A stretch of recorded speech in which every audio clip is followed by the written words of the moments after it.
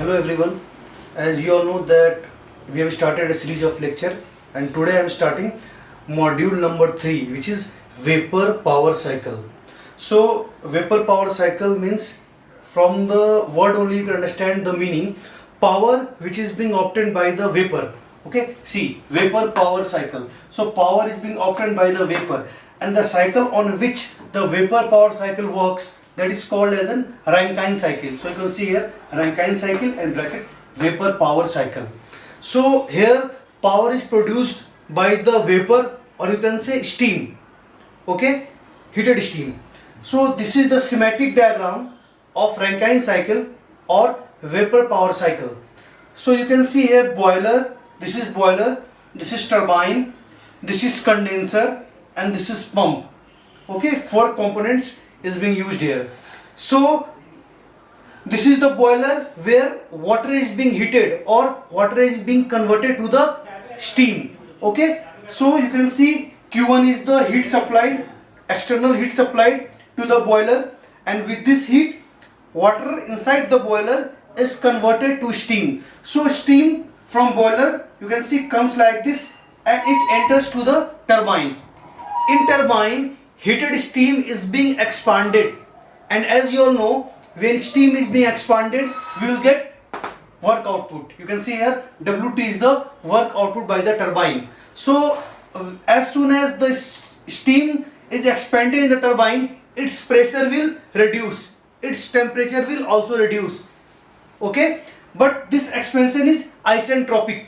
Okay, so after the steam being expanded from the turbine, you can see point 2, 1 to 2 is the turbine when steam is being expanded, and from point 2 the steam, or you can say steam plus water, once the pressure and temperature is reduced, steam comes to water plus steam phase or wet region. Okay, so from here it comes to condenser. In condenser you can see you can say condenser is a device where heat is being rejected. So Q2 is the amount of heat being rejected, and see, this is, in this condenser cold water is coming which is absorbing heat from the steam. So it is not direct contact type, it is direct transfer type. Okay, heat transfer here. So cold water is coming, absorbing heat from the heated steam or steam plus water coming out from the turbine, and you can see hot water is given, arrow is given outside. So as soon as this water absorbs heat from this heated steam, the water becomes hot and goes out of the condenser, and this water, you know where it goes to cooling tower. Okay, in cooling tower it will go from this side, don't have space here, so from here it will go to cooling tower where air is directly in contact with this hot water, and that is called as a direct contact type heat exchanger. Okay, and this hot water is being cooled here in cooling tower.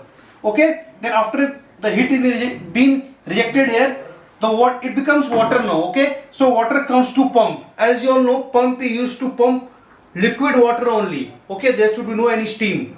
So water at this point, the state, we can say that the steam is completely converted into water, and this water is being pumped by the pump.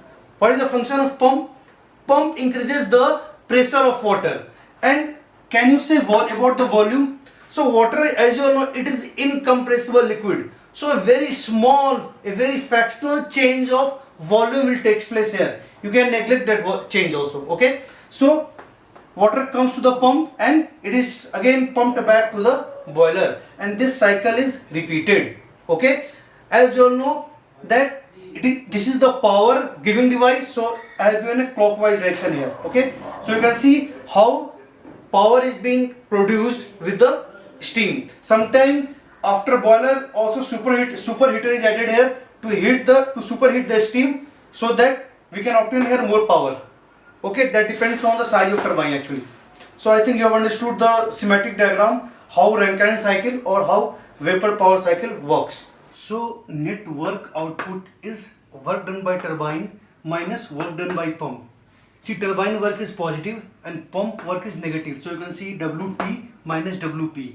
So heat supplied is where? One place only, where? In boiler, and heat rejection is where? In condenser. So you know what is efficiency? Efficiency is net work output by input. So output is Wt minus Wp and input is heat supplied in boiler Q1. So this is the expression for efficiency.